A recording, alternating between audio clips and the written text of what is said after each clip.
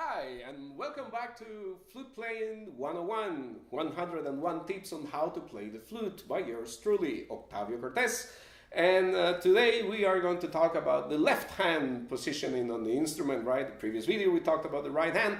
Now we're going to talk about the left hand exclusively, and I'm going to remove this watch. It's kind of a bit of a nuisance in the process.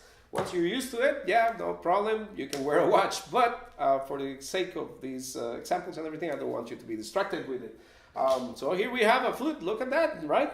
And if you watched my previous video about the right hand, you remember that I suggested you just drop the hand in a natural fashion, right? No tension, no nothing, and then pick it up and adapt it to the instrument. Well, guess what's going to happen for the left hand as well, right? Same principle, you just drop your hand and adapt it to the instrument as best as possible. In the case of the left hand, it's a little bit more challenging in the sense that the index is going to be holding part of the weight of the instrument, right? So the index has to touch the instrument and has to flex a little bit. Some people are going to be more flexible, going to be able to do this kind of flexing of that index with comfort. And the key word here is comfort. If it's not comfortable, if it creates tension, if it creates calluses or a mark, or if it starts hurting, you are flexing it too much. In fact, remember, natural hand position and do as little as possible. So the least you flex it, the better off you will be. Now this has to be also in balance with the right hand, and this is why we discussed the right hand first. Right, the right hand has to be naturally positioned, and the left hand also has to be naturally positioned. But then the challenge is that flexing of the index. At the same time, when you look at the hand, it should not go in a parallel fashion, right? It should not be like this. It should not be like this either, right? Because then it's uncomfortable. It should be kind of at a 45-degree angle. See that? Not here, not here. Kind of in the middle. And when you do that and flex the finger a little bit, right, flex it a little bit, then the fingers naturally drop in the keys. I'm using a closed hole flute, but if you notice, my fingers are dropping exactly in the center of the holes. And the same holds true for the right hand. I switched, right? I learned to play on a closed hole flute, but when I switched to an open hole flute, I didn't have any challenges at all because my position was right, was correct. It was very easy to me. Just, in fact, I still never practice or go back and forth. Or, my main instrument, because of the sound, is this one, which is closed hole. But sometimes I switch to the open hole and I don't feel a difference. That's because of good positioning on the instrument, right? You can do that as well if you develop it on the closed hole flute. The tips of your fingers should be feeling as if there were a hole, right?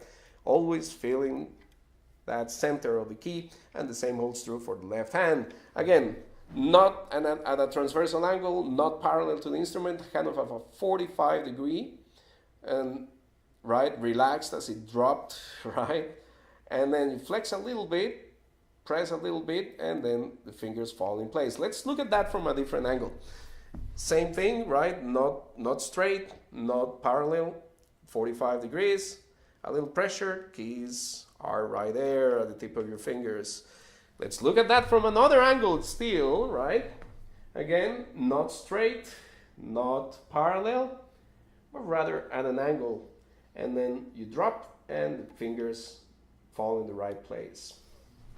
And the last angle, right? We actually did that already.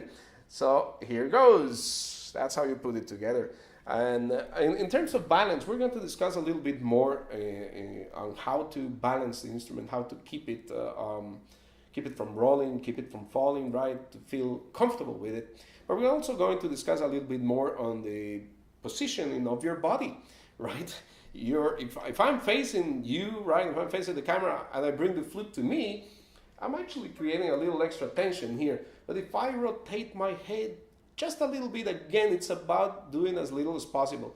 Just a little bit, that little bit allows me to have a more relaxed, more controlled stance. I know the front is going to look like that. I'm a little bit sideways. My body is actually almost 45 degrees, right? Instead of being frontal, I'm not sideways completely, but I'm like my upper body is at about 45 degrees, and that makes it more comfortable for me to play.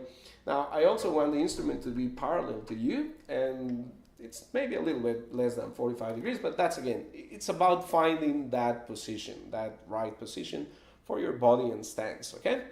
Um, that's essentially it for today. When it comes to the thumb should never go like this, right? That means you're grabbing the flute too much, and it should never be on the tip either, right? Your thumb is going to have to be able to do this with ease. So when you hold it, you can go higher if needed be, depending on the size of your fingers or your level of comfort. You can roll the instrument to compensate, but it should never go as high as to hit the rod, right? For the trill keys, for these two keys, this is this rod, right? It should always be comfortable, right? Some flutes are more ergonomic than others, right? Some are wider, the keys are create a wider instrument in general. Others are thinner and you feel like you're playing on the tube itself. It depends, but again, it's a matter of comfort level. Always find your optimal level of comfort with any and every instrument. You have to feel comfortable. It has to be natural as possible.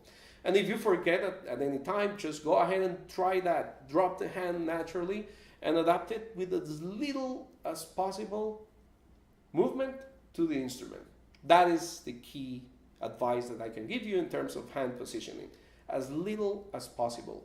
Less is more. Avoid angles that will create constraint or tension, right? That's not good. That's too much of an angle, right? You can drop the hand a little bit, and that makes it easier.